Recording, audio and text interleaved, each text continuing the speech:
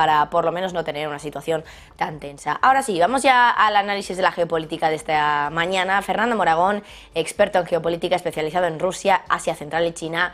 Muy buenos días. Buenos días, ¿qué tal estáis?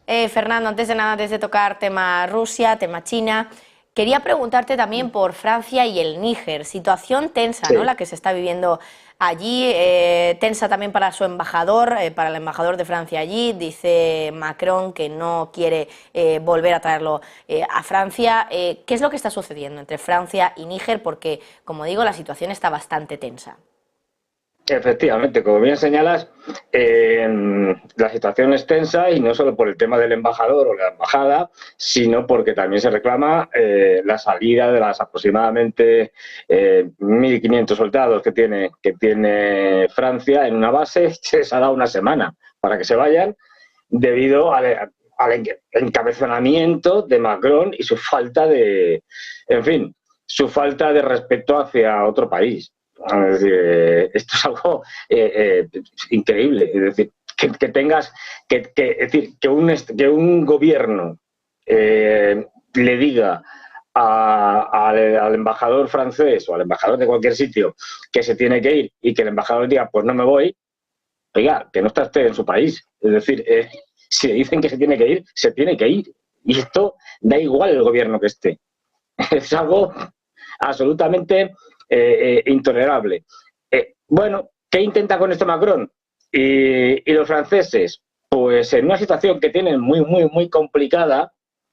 No olvidemos dónde está Níger. Está en el centro de África. Quiero decir que es un país que no tiene salida al mar y que, además de estar al lado de Mali y de Burkina Faso, que son dos países que la apoyan, con los que acaba de firmar un acuerdo militar para que puedan entrar en Níger en caso de que haya una invasión por parte de las fuerzas de ECOWAS o de cualquier otro país. Es decir, pues en vez de, ya digo, intentar solucionar el problema, lo que intentas es agravarlo.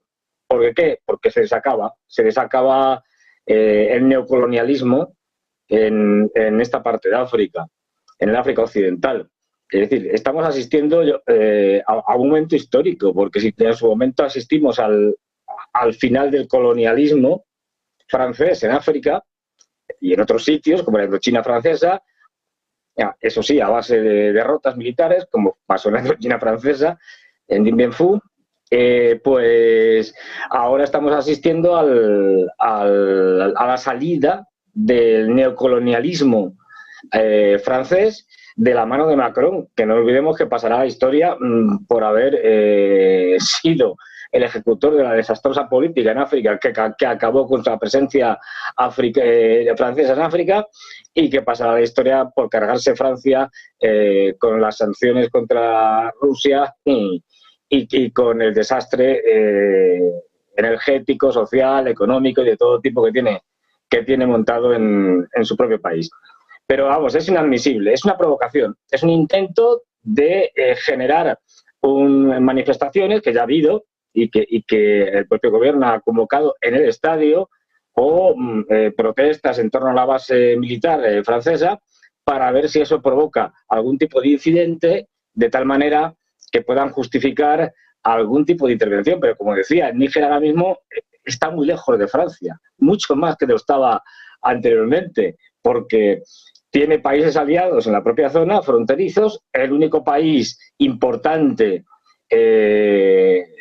que es el que dirigiría la famosa invasión del ECOWAS o CEDEAO, es Nigeria, y Nigeria cada vez está viendo que no está por la labor, más allá de retóricas y reuniones, porque ellos mismos saben que no tienen capacidad para ello y que si lo hacen, el desastre que van a montar en Nigeria, no en Níger, en Nigeria, va a ser espectacular. Pues ellos están llenos de problemas, tienen yihadistas en torno al lago Chad, en Boko Haram, tienen problemas incluso con la parte étnica, porque como sabéis las fronteras africanas se dibujaron por las potencias coloniales con Escuadra y Cartabón y sin atender a ningún tipo de principio más allá que el de qué cacho me quedo o con qué riquezas me quedo, una potencia u otra. eso ha hecho que etnias de distinto tipo pues estén, o mejor dicho, del mismo tipo, estén en una parte de un país y en otra, y a veces en varios. Las etnias cercanas al sur de Níger son las mismas que las que están en el norte de Nigeria. Luego ha habido protestas pacíficas, pero protestas diciendo que no se va a apoyar por parte de esa población del norte de Níger, no se va a apoyar ninguna invasión de Nigeria, del norte de Nigeria, perdón, no se va a apoyar ninguna invasión en Níger. Luego ha habido, ya digo, movimientos independentistas dentro de Nigeria, porque Nigeria es un país con muchísimos problemas, aunque tenga mucho petróleo, pues ya han dicho, los independentistas de Biafra ya han dicho que en el momento que ataquen Níger, ellos redoblarán sus esfuerzos para atacar al gobierno y al ejército de Nigeria. Es decir, esto es todo un despropósito. Y los franceses yo no creo que al final se atrevan a hacer nada. Es decir, esto seguramente, esperemos, sea un farol y al final el embajador salga de la embajada y se dirige a Francia, igual que la base militar que tienen, pero vamos, los franceses no van a hacer nada sin el respaldo de Estados Unidos, pues no tienen capacidad para ello. Es decir, el único país que más o menos podría apoyarles en cierto sentido, o por lo menos respaldarles, es Chad, porque no olvidemos que Argelia es un país históricamente enemistado con su potencia colonial, con la metrópoli, y tampoco les va a apoyar. Argelia apoya a Níger. Lo tienen muy mal. O sea que yo, si fuera Macron, dejaría de hacer tonterías, aunque Macron es algo habitual, las macronadas que yo llamo, y no intentaría provocar nada en Níger, intentaría solucionar la situación, irme de Níger, acabar con el franco CFA, que ha sido un instrumento de opresión en África francófona durante muchos años, y restablecer mejor dicho, unas relaciones normales entre países y no neocoloniales. Fernando, quería comentar también contigo una noticia de última hora. Primero voy a contarla un pelín más en detalle y enseguida lo comentamos. Tiene que ver con el tema de las bombas de racimo, y es que lo que hemos conocido es que las autoridades locales de la región de Donetsk, en el este de Ucrania, ya lo saben, han denunciado un ataque ruso con presuntas bombas de racimo en la ciudad de Toretsk, que se ha saldado, por cierto, con la muerte de una mujer por lo menos, y también hay otros 3 heridos. Un ataque que ocurrió ayer a eso de las 6 de la tarde hora local, que, como digo, se ha cobrado la vida de una mujer, que por cierto estaba, mientras tanto, bueno, en su jardín. Los heridos han sido trasladados al hospital para recibir asistencia médica, y la Fiscalía, de momento, lo que dice es que han resultado dañados edificios residenciales privados, de varios apartamentos también, y que se ha iniciado ya una investigación preliminar en un proceso penal por violación de las leyes y costumbres de la guerra. Bombas de racimo, parece que hace ya bastante tiempo que no habíamos hablado de este tipo de bombas. Sabíamos que Estados Unidos había dicho que iba a mandarlas a Ucrania o que estaba dispuesto a hacerlo. Ahora, presuntamente, Rusia habría utilizado una de estas bombas de racimo en Ucrania. Fernando, ¿qué te parece la noticia? Porque es verdad que Ucrania acusaba a Rusia de haber utilizado ya bombas de racimo. No sé si de momento la información que teníamos era que efectivamente había utilizado Rusia esas bombas de racimo. Estados Unidos es verdad que había mandado, o decía que iba a mandar, porque no recuerdo muy bien cómo se había quedado el tema. Creo que era que decía que iba a mandar bombas de racimo, sí, que podía mandar bombas de racimo a Ucrania. No sé si va a volver a recuperarse un poco este debate otra vez de las bombas de racimo después de esta noticia. Supongo que sí, que volverá a salir en algún momento, es lógico. ¿Por qué? Porque lo que, como bien contabas, Estados Unidos dijo que iba a mandar bombas de racimo a los ucranianos, y no solo lo dijo, sino que lo hizo. Y los ucranianos llevan ya tiempo utilizando bombas de racimo, por ejemplo, en la famosa ofensiva de primavera-verano en Zaporozhia. Una de las razones por las que los norteamericanos les mandan bombas de racimo a los ucranianos es porque se les están acabando las municiones, digamos, normales, para que nos entendamos, con lo cual se las tienen que mandar por no tener otra cosa. Estoy simplificando, pero bueno. A bomba de racimo, no olvidemos que lo que hacen es esparcir como pequeñas minas, que de hecho funcionan como si fueran unas minas antipersona. Las minas antipersona, que están prohibidas por una convención firmada por bastantes países, entre las que no están firmadas ni por Ucrania, ni por Rusia, ni por Estados Unidos, pero bueno, con lo cual pueden utilizarlas. Las minas antipersona ya se han utilizado desde hace muchísimo tiempo, no desde la invasión de rusa en el 2022, sino desde el 2014, desde que empezó la guerra en el Donbass, en Donetsk. Ha sido constante el uso de minas antipersona lanzadas por parte de los ucranianos hacia la población de Donetsk y Lugansk. Especialmente unas que se han visto mucho en esta parte de la guerra, que son los que se conocen vulgarmente como minas antipersona mariposa. Lo de la mariposa es porque tienen cierta forma que recuerda a una mariposa y que además esas formas que le dan así, digamos, sugerentes, hacen que los niños las cojan, con lo cual, bueno, pues pasa lo que pasa, ¿no? Han muerto ya bastantes niños por minas en la zona del Donbass y ahora los rusos, que tienen un almacén de bombas de racimo gigantesco, pues habrán decidido, si no es que lo han hecho antes, usarlas contra los ucranianos, con lo cual ambas partes estarían utilizando bombas de racimo. Sería una respuesta a Ucrania. Tú utilizas bombas de racimo de manera ya continua, bueno, pues yo te respondo con lo mismo. Una mala decisión, porque ya digo, el arsenal ruso de bombas de racimo es gigantesco. Ellos no las habían utilizado antes, que se sepa, desde la invasión, desde que empezó la operación militar especial, pero ahora, como respuesta a Ucrania, pues la vuelven a tener, las utilizan, y ellos, digamos, desde el punto de vista legal, como no han firmado ningún acuerdo al respecto, pues no tienen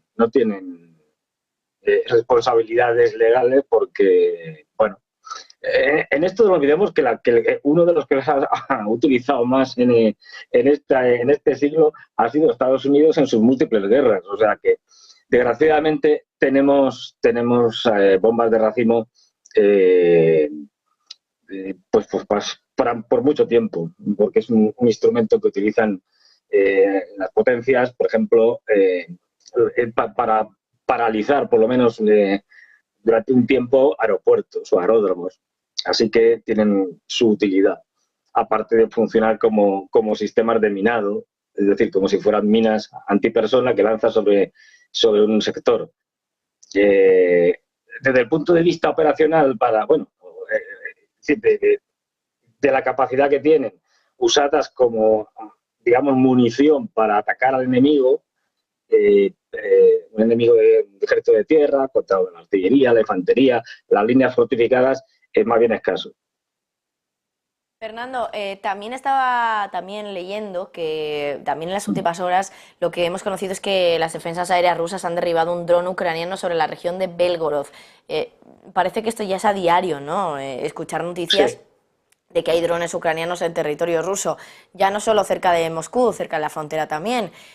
Claro, ¿esto cómo se puede leer? Porque no sé hasta qué punto esto puede cambiar un poco el curso de la guerra. De momento parece que no. Parece que aunque Ucrania presuntamente esté atacando territorio ruso, no parece que esté cambiando la postura de Rusia en ningún momento. Pero es verdad que ayer Zelensky, por ejemplo, decía no vamos a atacar Rusia porque eso nos acabaría perjudicando mucho con respecto a nuestros aliados. Pero es verdad que parece que algo sí que están atacando el territorio ruso. Bueno, a ver, esto, no pueden atacar Rusia, bueno, ya llevan atacándola mucho tiempo, desde el año pasado. Es decir, o sea, que esto no es nada nuevo. Y lo que ha habido sí es, desde que se utilizaron los primeros cañonazos, las primeras misiles, etcétera y tal, drones, etcétera, pues en la zona de Belgorod, al principio hasta ya llegar a Moscú y demás, lo que han ido es ir aumentando los ataques. Ataques que desde el punto de vista militar son absolutamente irrelevantes. Quiero decir, no les proporcionan ventaja ninguna. Y tú dices, bueno, ¿y por qué lo hacen? Pues como provocación. Para intentar que en uno de esos ataques se pueda conseguir algún tipo de impacto importante, que haya muchos muertos, etcétera, y que eso provoque una reacción rusa desproporcionada. Que ellos puedan presentar ante la opinión pública occidental como algo terrible, una salvajada rusa, etcétera, etcétera. Los rusos no han entrado a este juego desde el principio y lo que hacen es derribar drones todo lo que pueden, que son bastantes, porque no lo olvidemos, a diferencia de Estados Unidos, que se basa, o una de sus bases, desde el punto de vista militar, es la capacidad aérea de la aviación para poder bombardear una determinada zona y proteger, por lo tanto, el avance de las fuerzas terrestres. Rusia y anteriormente la Unión Soviética tienen una doctrina distinta y se basan sobre todo en una muy, muy, muy fuerte defensa aérea, hasta el punto de que la defensa aérea más fuerte del mundo es la rusa, con diferentes niveles, para diferentes alturas y distancias, y con diferentes armamentos, para poder atacar a drones, aviones, misiles, etcétera. Lo que van a conseguir con esto es nada, más allá de algo de publicidad diciendo que hemos atacado a Rusia. Bueno, como el ataque que veíamos de hace unos días, que chocaba, bueno, que había chocado un dron contra un edificio alto y lo que se veía eran, bueno, pues unas ventanas rotas, una zona quemada, pero era muy poca cosa, porque los drones que pueden llegar hasta allí o que se pueden utilizar desde el territorio ruso por parte de colaboradores o infiltrados del ejército ucraniano, son drones pequeños con cargas explosivas pequeñas. No, es irrelevante. No va a cambiar el curso de la guerra para nada.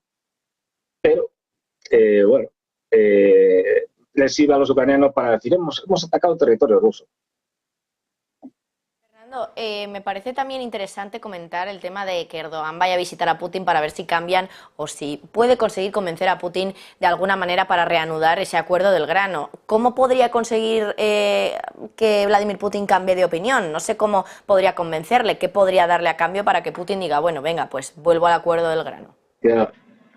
Complicado lo tiene esta vez el sultán Erdogan, que como siempre decimos, está jugando a todas las barajas posibles, en todas las mesas, ¿no?, del casino.